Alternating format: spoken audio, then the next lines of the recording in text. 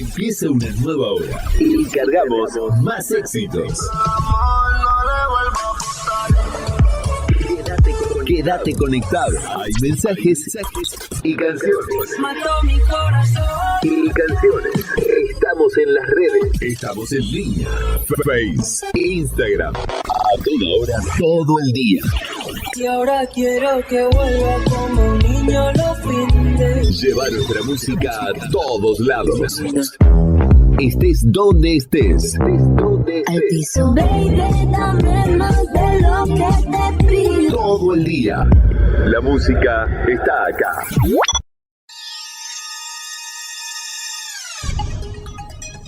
El jueves es el quinto día de la semana y el cuarto en las nuevas culturas. La norma ISO 8601 designa el jueves como día central de la semana. Además, los jueves de un año determinan la numeración de las semanas, con lo que la primera semana del año es la que contiene el primer jueves. Si un mes empieza en jueves, habrá martes 13. Hoy, jueves en la ciudad, los sonidos de la radio te acompañan durante toda la jornada.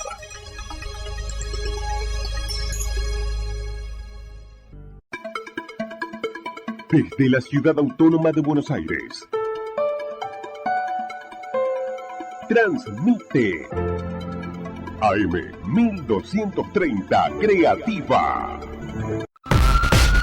Ahora detenemos el tiempo en un compacto de Noticias al Instante. Todo lo que pasó en las últimas horas, como solo la radio te puede contar. Noticias al Instante. El resumen para que no te pierdas de nada. Noticias al Instante. A 43 años de la guerra, Milei dijo: anhelamos que los malvinenses decidan algún día votarnos con los pies a nosotros. El gobierno hizo un breve acto por el Día del Veterano y de los Caídos en la Guerra de Malvinas en la Plaza San Martín de Retiro. El presidente reivindicó la soberanía sobre las islas y afirmó que un país soberano debe ser primero un país próspero. Grupos de excombatientes denunciaron que no los dejaron participar del acto. La Policía Federal atropelló a un periodista en una nueva marcha de los miércoles en apoyo a los jubilados.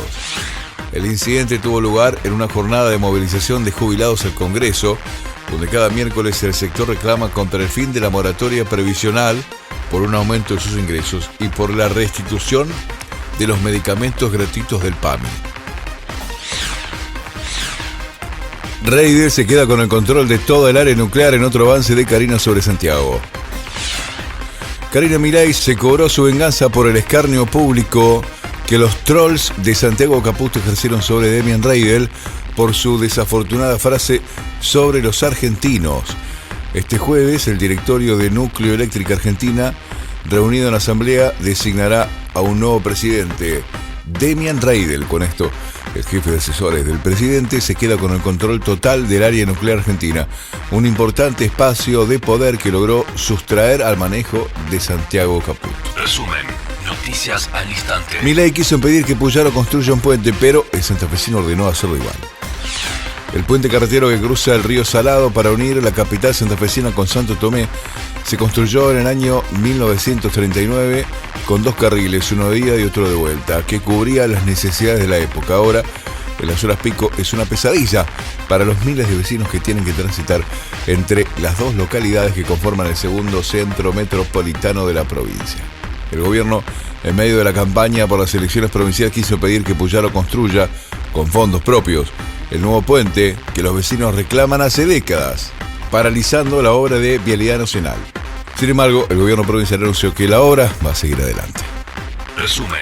Noticias al Instante. Intervinieron corredores viales, se abre la puja Luis Toto Caputo versus Eduardo Lule Menem. El gobierno anunció mediante decreto la intervención de la empresa Corredores Viales, encargada de la gestión de rutas y peajes en el país. La medida se marca dentro de una investigación profunda que busca esclarecer la situación actual de la empresa y optimizar su funcionamiento de cara a un futuro proceso de privatización. Caen acciones y bonos argentinos en el comienzo de la rueda por impacto de aranceles.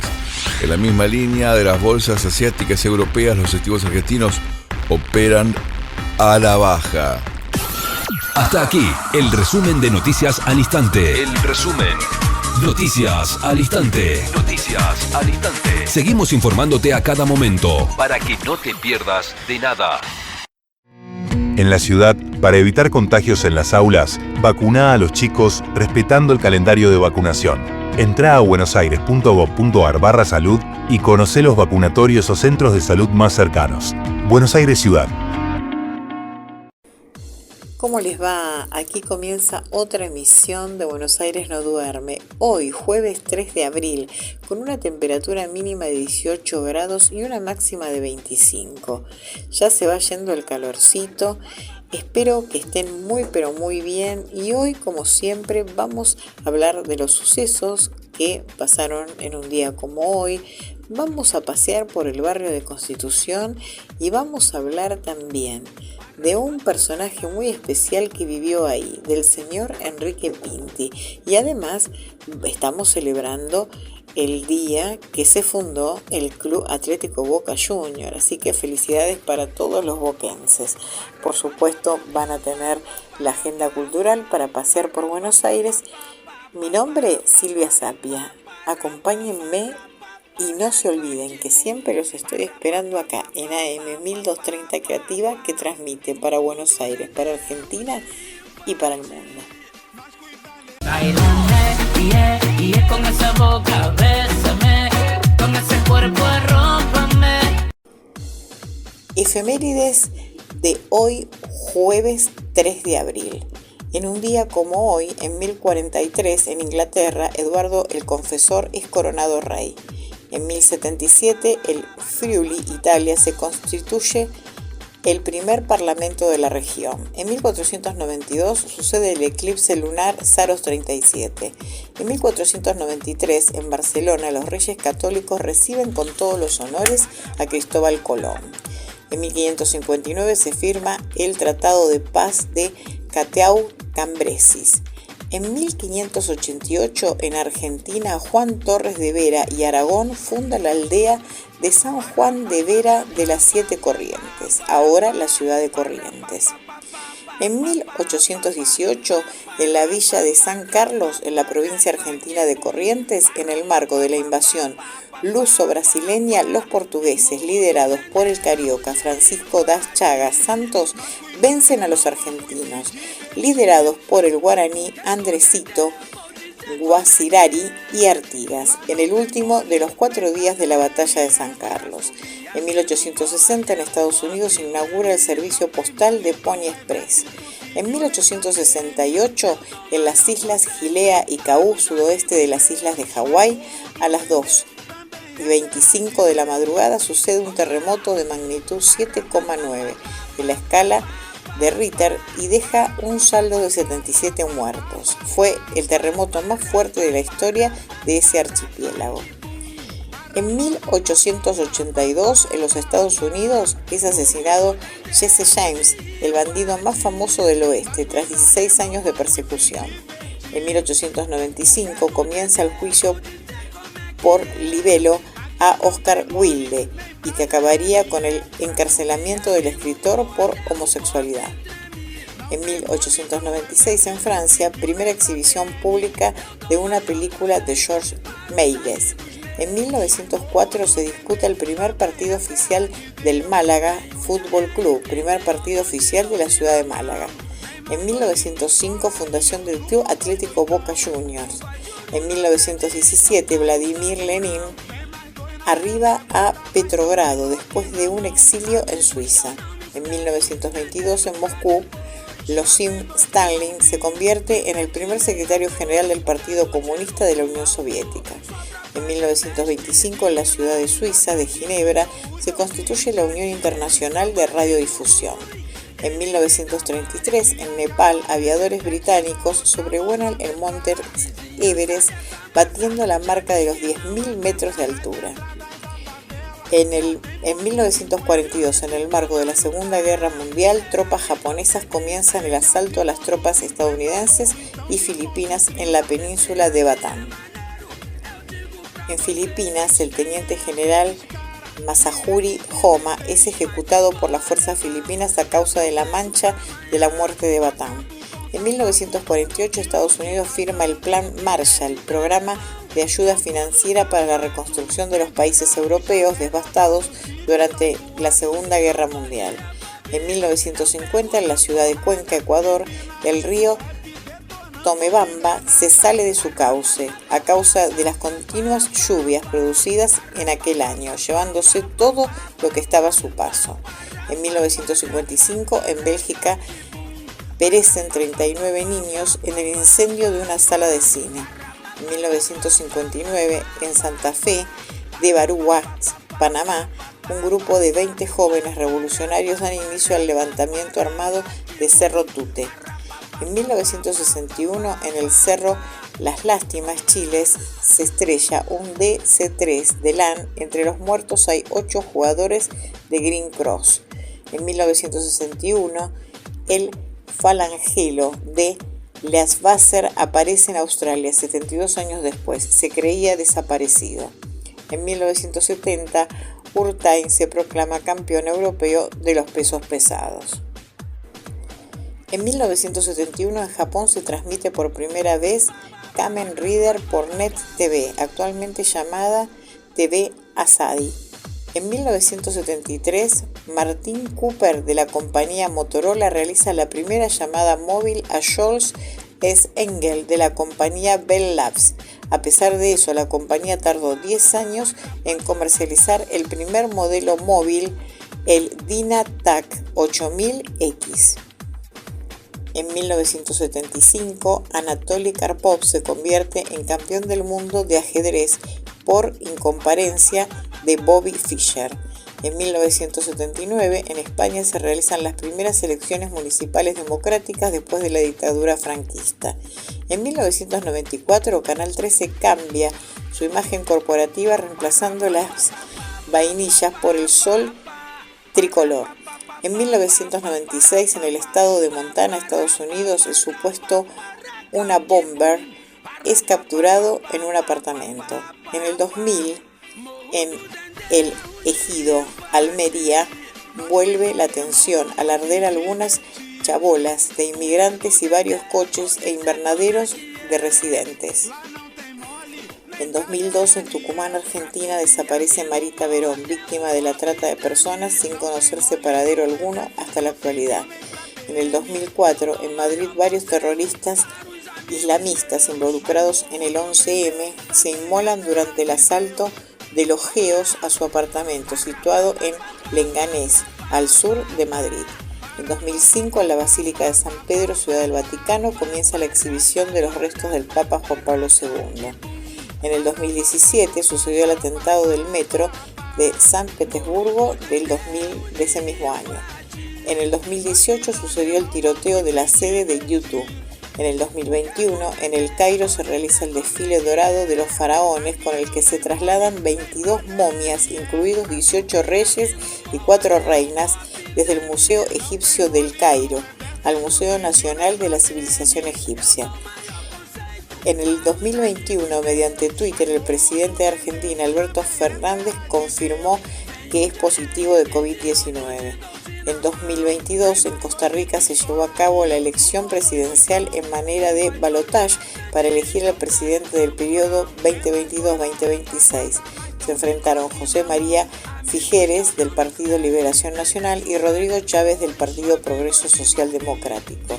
Al final de la noche, Rodrigo Chávez salió vencedor con más del 52% de los votos. En un día como hoy se celebra el Día del Trabajador Papelero y el Día del Obrero Maderero. Que no te afecte la nostalgia del otoño. Nosotros te damos la dosis de adrenalina que necesitas. AM 1230 Creativa. Y en la efemérides de hoy tenemos un cumpleaños, el del Club Atlético Boca Juniors. Es una entidad deportiva argentina con sede en el barrio de La Boca, ciudad autónoma de Buenos Aires. Fue fundado en un día como hoy, pero de 1905, por 6 vecinos adolescentes hijos de italianos. El fútbol masculino es su disciplina más destacada, que se desempeña en la primera división de Argentina, aunque también compite a nivel profesional, nacional e internacional. En baloncesto, voleibol, futsal, fútbol femenino y balonmano, mientras que deportes como el boxeo, judo, karate, taekwondo, gimnasia rítmica, gimnasia artística y hockey se practican a nivel amateur. La historia del Club Atlético Boca Juniors transcurre en 1905, siendo el fútbol desde los comienzos la esencia del club.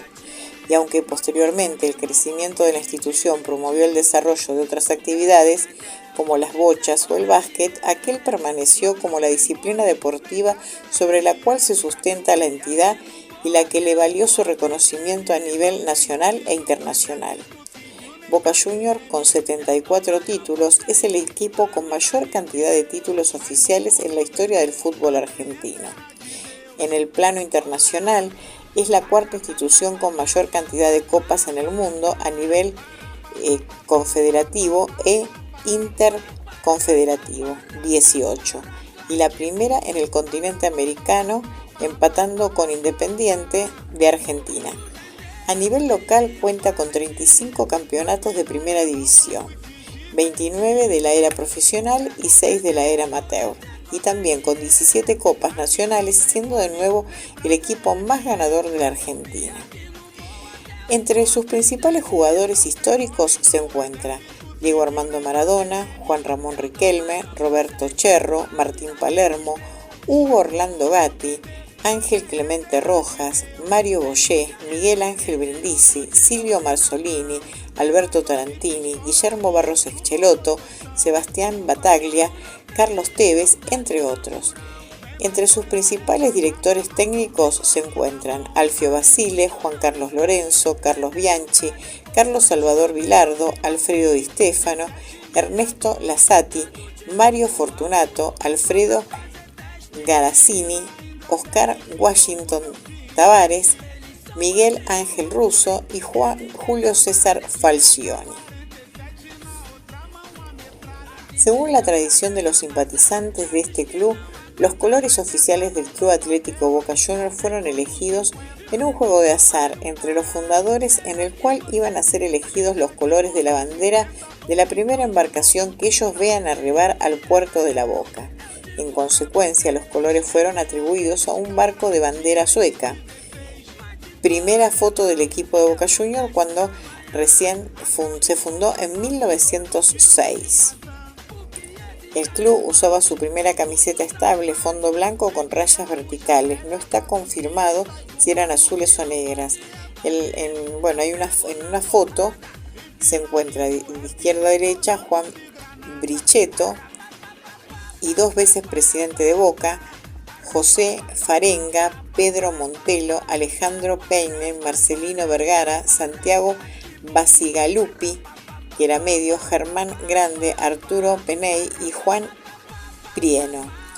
Estos eran los primeros integrantes de este club de Boca Juniors.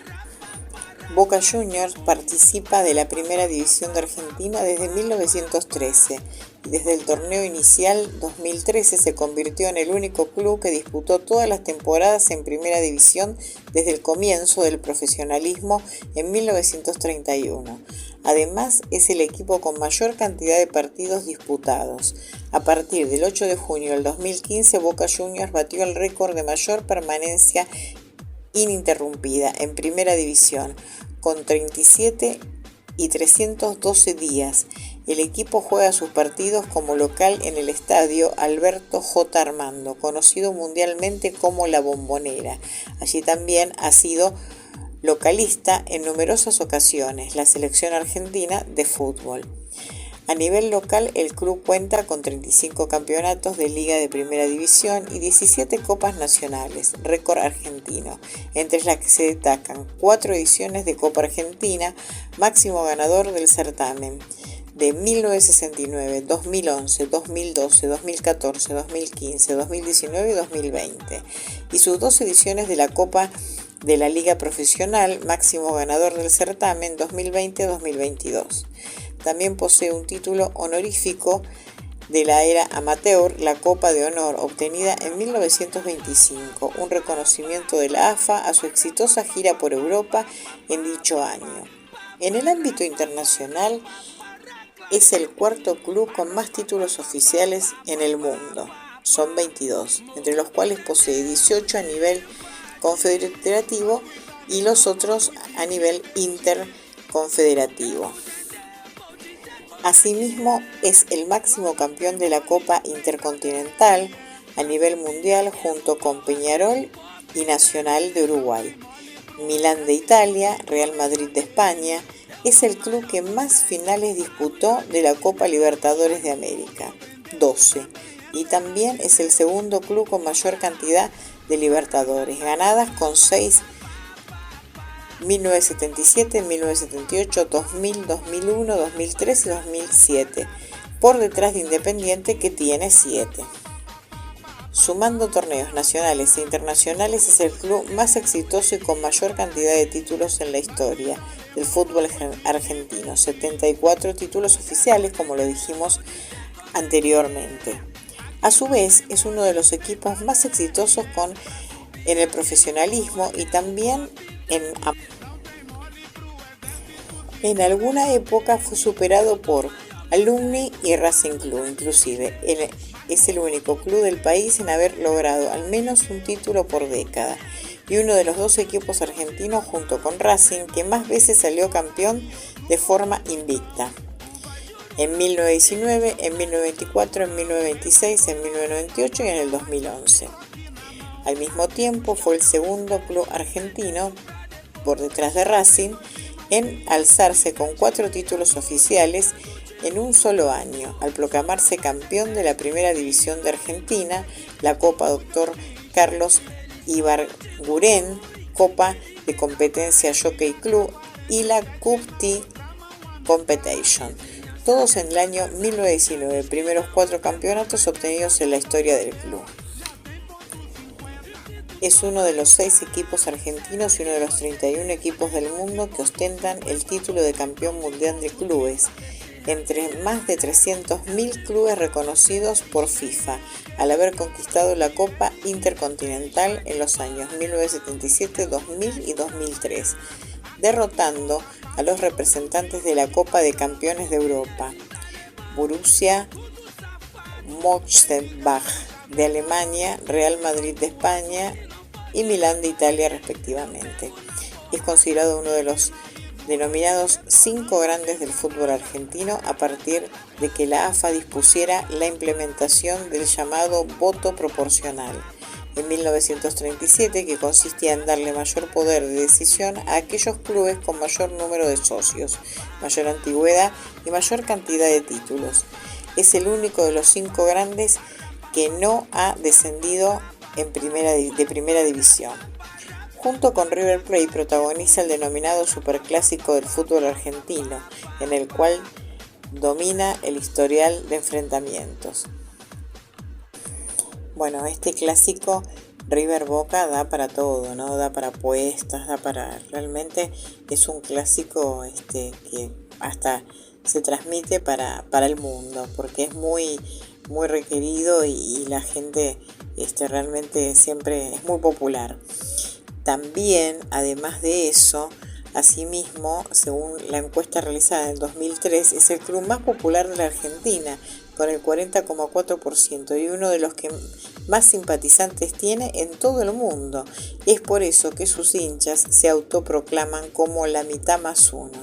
Además, es la institución deportiva con más socios de Argentina y de toda América, con más de 300.000 asociados en 2023 y la segunda con mayor cantidad a nivel mundial, solo por detrás del club alemán Bayern de Múnich.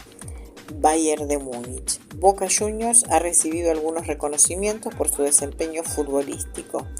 La IFFHS lo distinguió en su clasificación histórica del rating mundial de clubes como el mejor club de Sudamérica del siglo XXI. Fue designado por FIFA como el 12º mejor club del siglo en diciembre del 2000, ocupando la misma plaza que el Liverpool de Inglaterra, el Inter de Italia o el Benfica de Portugal. Fue elegido el club más legendario de la historia de América según la prestigiosa revista alemana Kicker, que lo ubicó en la 8ª posición a nivel mundial, siendo la única institución del continente dentro de la lista de los 10 mejores. Además, es considerado por la revista inglesa 442 como el club de fútbol más emblemático del mundo. Así que bueno, hoy la Boca está de fiesta y feliz cumpleaños a este club Atlético Boca Junior y a todos sus hinchas y simpatizantes.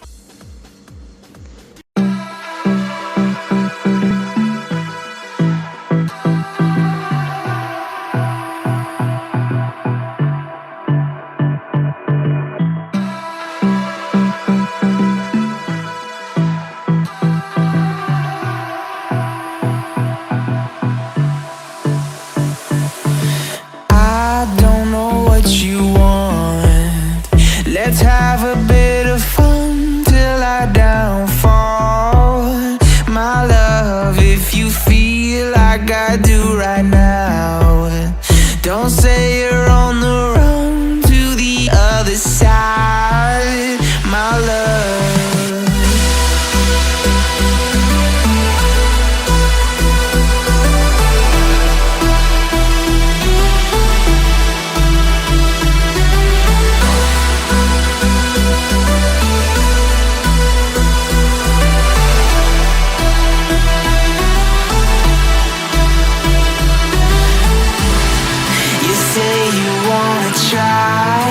But you never do. Sugar, there's a reason why we lose. You say you wanna cry, but you never do. Sugar, there's a reason why we lose.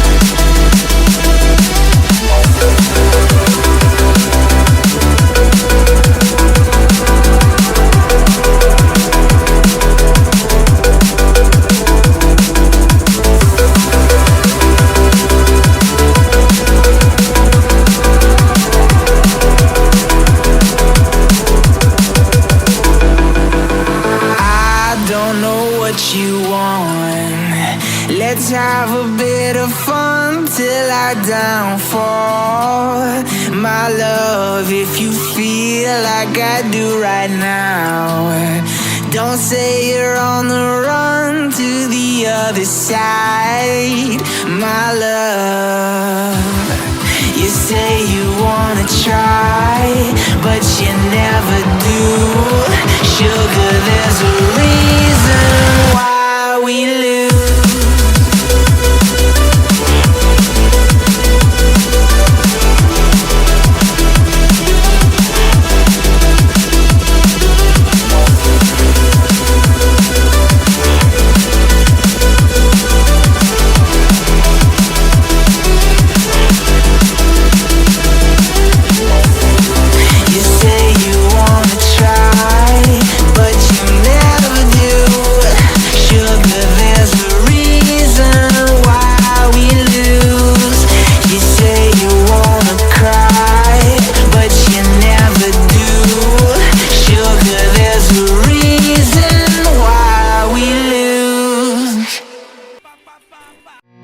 En la ciudad, para evitar contagios en las aulas, vacuná a los chicos respetando el calendario de vacunación.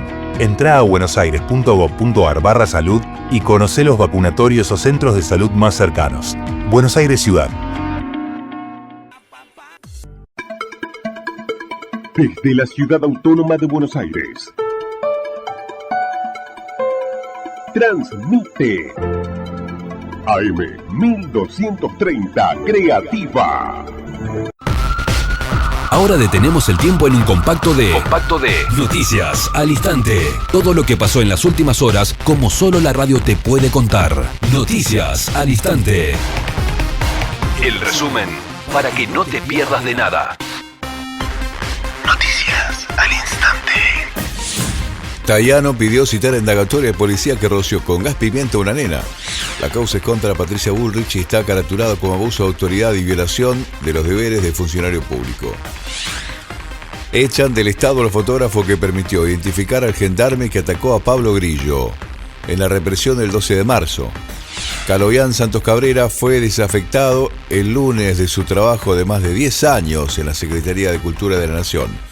Como reportero freelance, cubrió la marcha de los jubilados y tomó imágenes clave del gendarme que disparó en forma directa y horizontal el gas lacrimógeno que impactó contra el joven que sigue internado.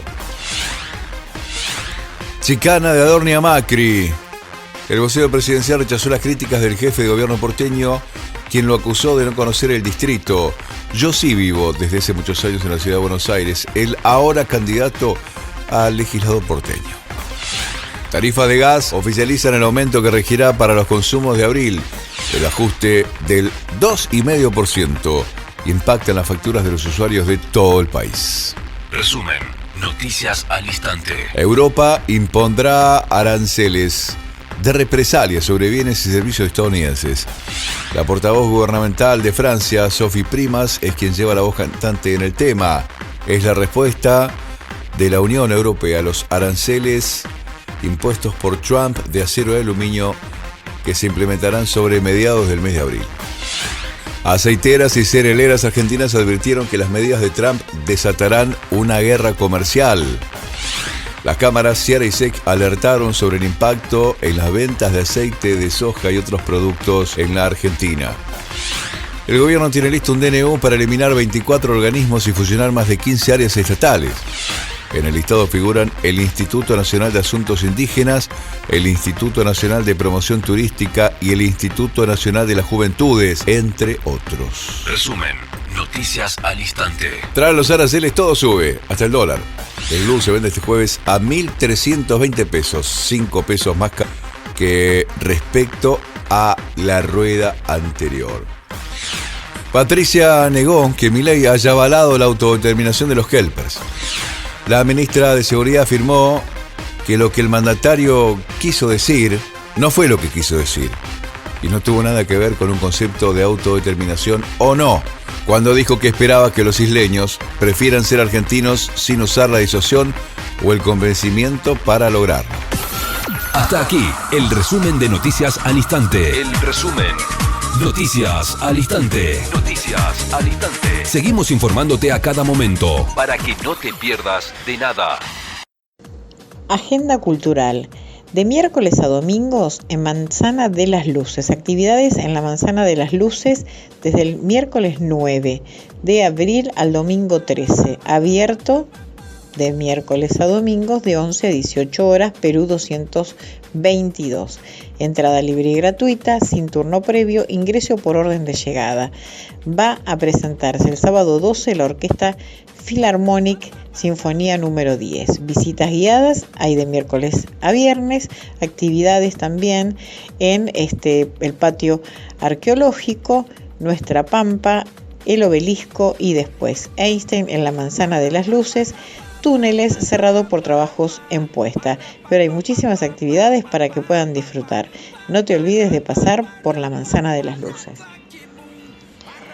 Cementerio de la Chacarita, segundo y cuarto jueves de cada mes hay visitas guiadas. Hay visitas guiadas porque tiene mucha historia y hay mucha gente que le gusta hacer estas visitas y conocer historias de amor, historias alegres, historias no tan alegres, pero bueno, cosas que han pasado y que la gente ha vivido y que están en muchos de estos lugares donde se pueden hacer estas visitas. Sábado 12 te esperamos. Nos pueden acompañar Soto y el Cielo Argentino, música de cámara y ópera italiana y argentina. Esto donde va a ser en el Museo Roca, Vicente López 2220, el sábado 12 de abril 18 horas. Y van a estar Laura Scartazzini, Chisari, soprano, Elena Deana, soprano y Julia Inés Manciti en piano. En el Centro Cultural Borges, taller La llave de mi boca. La llave de mi boca es un curso mensual de escritura creativa.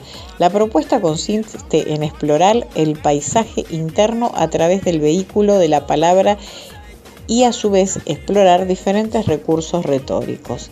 El objetivo es generar un espacio de encuentro, confianza e intimidad, donde trabajaremos a través de textos de autores icónicos y representativos de la poesía contemporánea, como disparadores y a partir de ellos escribir con consignas que estimulen la creatividad. Taller a cargo de Nina Ferrari. Esto va a ser todos los miércoles, entrada gratuita con inscripción previa, cupo limitado en el Centro Cultural Borges, Viamonte 525. Lo que pasa, lo que pasó y lo que va a pasar, lo vivís, lo sentís y lo escuchás. En Buenos Aires no duerme. Todos los jueves de 4 a 5 de la madrugada por AM 1230 Creativa. Buenos Aires no duerme. Y en Buenos Aires no duerme, hoy pasamos por Constitución. Es uno de los 48 barrios de la Ciudad Autónoma de Buenos Aires, en Argentina. Se encuentra legalmente dentro de la Comuna 1 de la Ciudad Autónoma de Buenos Aires. El barrio de Constitución está formado por dos zonas que surgieron de manera independiente en tiempos coloniales: el barrio de Concepción y el barrio de la Convalecencia. La historia del primero se remonta a 1727, cuando el obispo de la ciudad, Pedro Faxardo, presidió una reunión de caballeros, entre ellos el gobernador del Río de la Plata, Mauricio Bruno de Zavala, para conseguir la donación del terreno en las actuales calles Independencia y Tacuarí, y allí levantar una capilla. En 1733, Juan Guillermo González y Gutiérrez de Aragón erige la capilla bajo la doble advocación del Arcángel San Miguel y Nuestra Señora de los Remedios. En 1738, Matías Flores y su esposa compraron a la Hermandad de la Santísima Caridad la capilla, la rehabilitaron con las debidas licencias del obispo y la pusieron bajo la advocación de Nuestra Señora de la Inmaculada Concepción, cuando se realizó la primera división de Buenos Aires en parroquias en 1769. La parroquia de la Concepción englobó parte del actual barrio de Constitución y parte del actual barrio de San Telmo. A pocos metros de la iglesia de la Inmaculada Concepción se abrió la Plaza de la Concepción. En los primeros años del siglo XIX se vio la necesidad de alejar del centro de la ciudad las concentraciones de carreteras, y es así como en 1821 se designó a la Plaza de la Concepción para cumplir esa función, que pasó a ser así el nuevo mercado de frutos de la ciudad. La ubicación de la plaza era ideal, ya que estaba directamente conectada con la calle Larga del Sur, actual avenida Montefioca, que era la que conectaba con las quintas al sur de la ciudad. Por otra parte, a fines del siglo XVIII, los padres betlemitas habían fundado un hospital al que llamaron de la Convalecencia, aproximadamente en los terrenos del que hasta hace poco tiempo atrás fue el Hospital Rawson, hoy Asilo Rawson, y así los alrededores del hospicio comenzaron a llamarse la Convalecencia. Sin embargo, la zona no se desarrollaría hasta mediados del siglo XIX y, según relatos de época, el área de la actualización de la Plaza Constitución era un pajonal. En tiempos de Juan Manuel de Rosas, la zona del actual Parque España, junto al Hospital de Convalecencia, fue elegida por Esteban Echeverría para ambientar su conocida obra El Matadero, en donde un grupo de federales se entretenía torturando y asesinando a un unitario que pasaba frente al matadero que funcionaba en el lugar. En 1852, la actual Plaza Garay habría sido el sitio elegido por Rosas para firmar su rendición luego de la batalla de Caseros. En 1857, debido a la saturación del tránsito que ocasionaba el mercado en la Plaza Concepción, a sugerencia del gobernador pastor obligado, se instaló el nuevo mercado del sur del Alto, en el terreno municipal limitado por las calles Cochabamba, Salta y Buen Orden, que es la actual Bernardo de Irigoyen. Poco tiempo después el nuevo mercado recibió el nombre de Constitución y de ahí viene el nombre del actual barrio, gracias a la Constitución de Buenos Aires firmada en 1854. El 14 de agosto de 1865 se libró al público la primera etapa del Ferrocarril del Sur, actual Ferrocarril Roca, que salía desde una primitiva estación Constitución y que a fines de ese año ya llegaba hasta la vieja Chascomús. El ferrocarril trajo como consecuencia la desaparición de las viejas carretas que traían la producción hasta el centro de la ciudad. Mientras tanto, el eje de la calle larga del sur iba consolidándose como zona de estancias y casonas de la clase alta porteña. Para el año 1867, D. Amaro del Valle declara en su testamento poseer acciones sobre la obra del Mercado de Constitución y almacenes del Mercado de Constitución.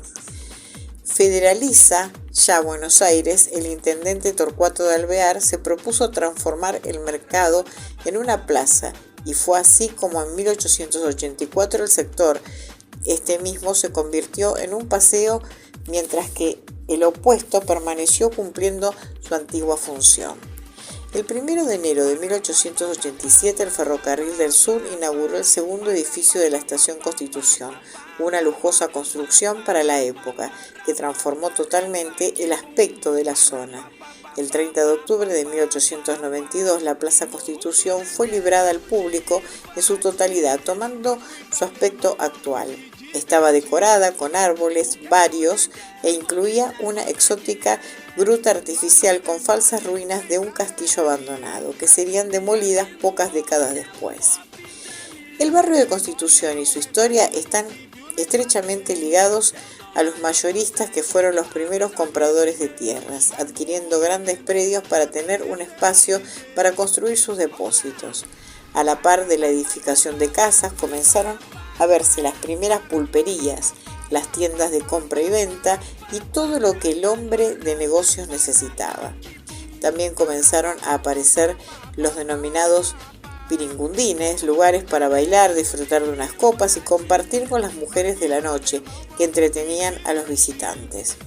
A fines del siglo XIX, el barrio sufrió su mayor explosión demográfica y la construcción se extendió por toda la zona, ocupando terrenos y manzanas que hasta pocos años atrás seguían libres. Se edificaron tantas casas humildes y conventillos como Petit Hotel de clase alta e incluso casonas de alta categoría en la zona de la avenida Caseros, que se transformó en una zona elegida por la élite por su cercanía al nuevo Parque Lezama. Los alrededores de la estación del ferrocarril también fueron elegidos para instalar casas aristocráticas gracias a la renovación que sufrió la zona y la importancia que le daba el edificio de la terminal de trenes. Mientras el cervecero Otto Bember instaló en Brasil y Piedras los depósitos de la cervecería Quilmes, fundada en 1890, así la zona se fue consolidando tanto por la actividad comercial e industrial, como por las zonas residenciales, tanto de clase baja como de clase alta. Al mismo tiempo, los inmigrantes aportaron otra faceta más al barrio, predominando los turcos que vendían telas de los alrededores de la plaza. En 1904 se afincaron en Constitución los misioneros del Corazón de María y en 1923 se inauguraba la iglesia del Inmaculado Corazón de María, de estilo neogótico, con los vitrales más importantes que recrean escenas de la vida del Padre Claret, fundador de la congregación. También se destaca el órgano fabricado por la casa alemana Flacher y Co., con 2.000 tubos y 23 registros, una de las dos únicas piezas que tiene la Iglesia Católica en Buenos Aires.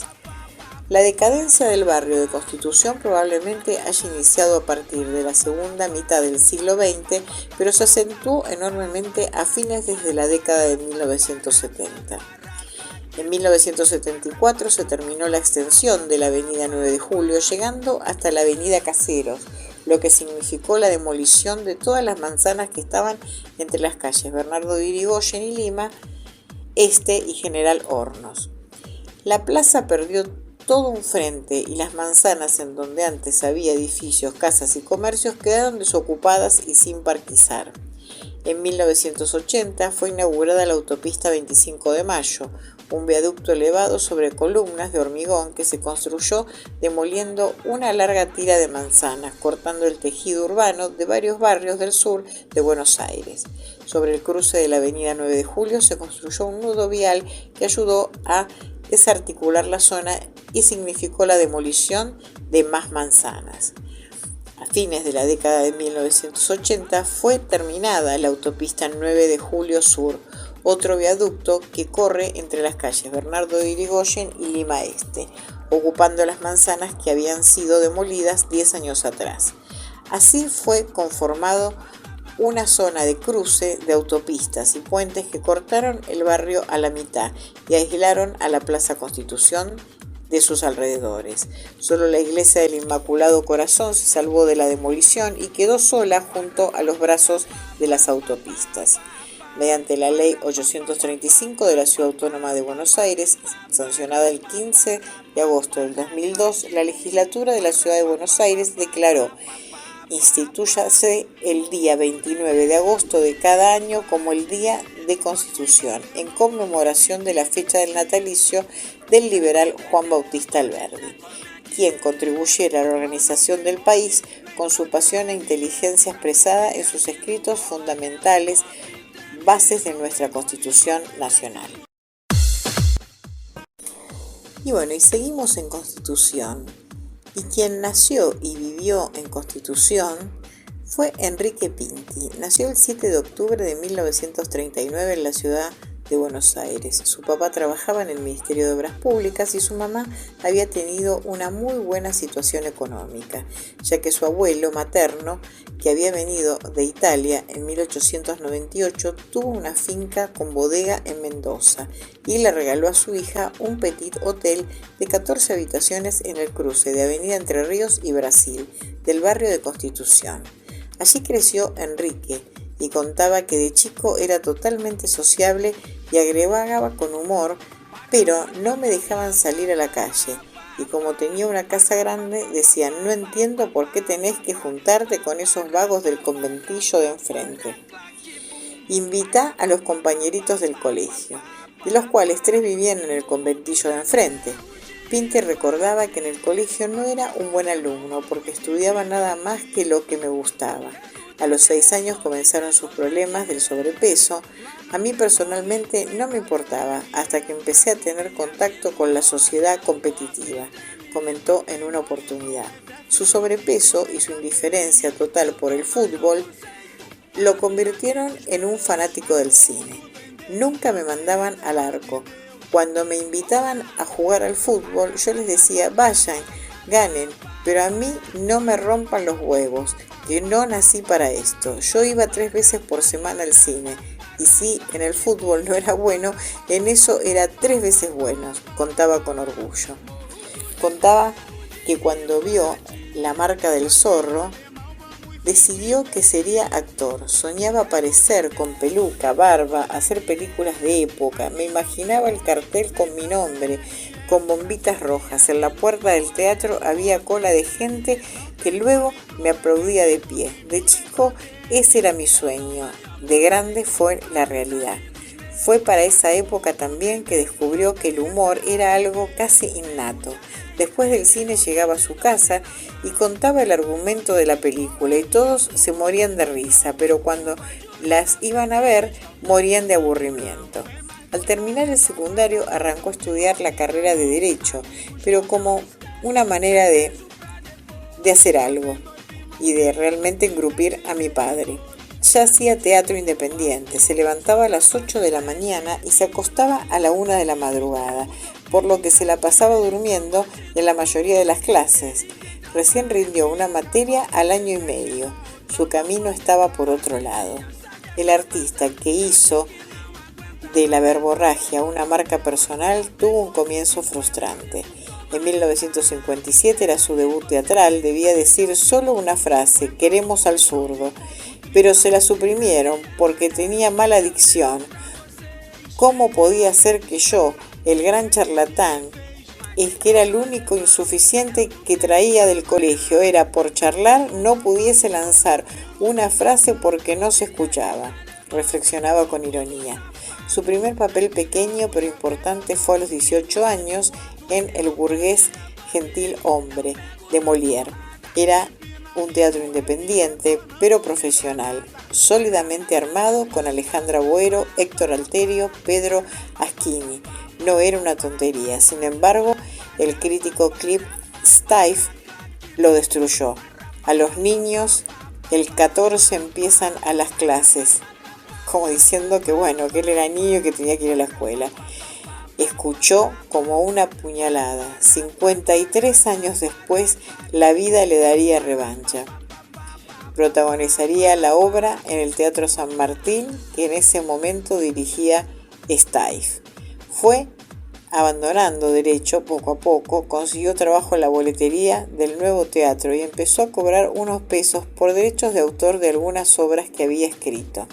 En 1969 trabajaba haciendo encuestas cuando Andrés Perciavale le pidió que escribiera unos guiones humorísticos para su programa Casino Phillips.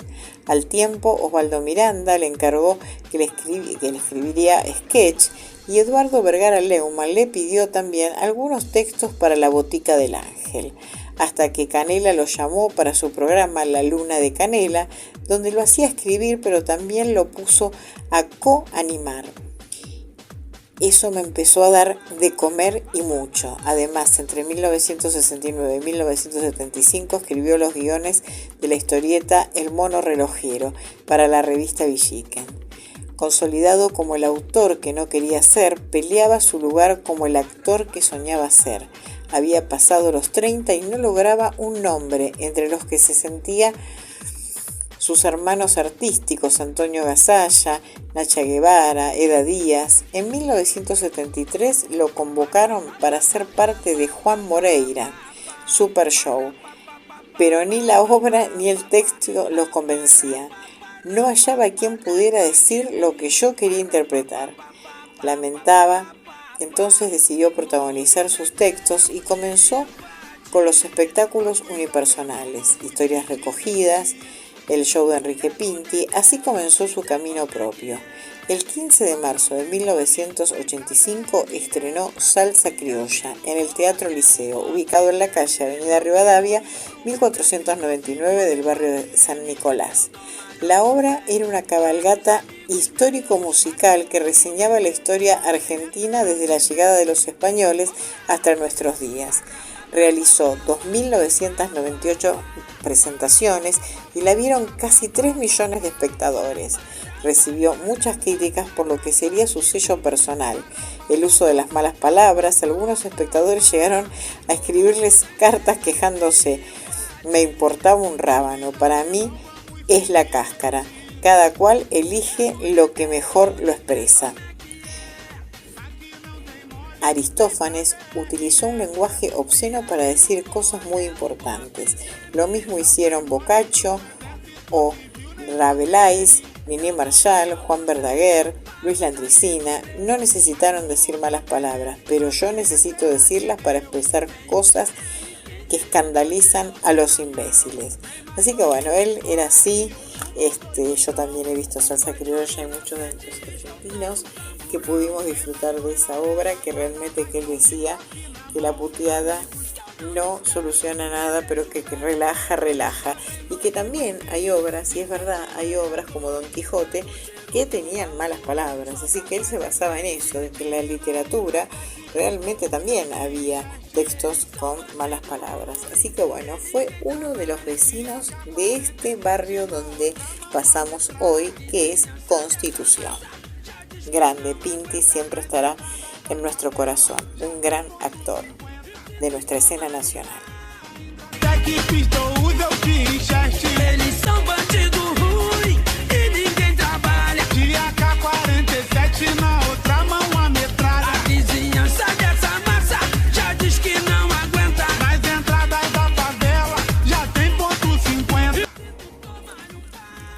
Y este Buenos Aires no duerme llegó a su fin.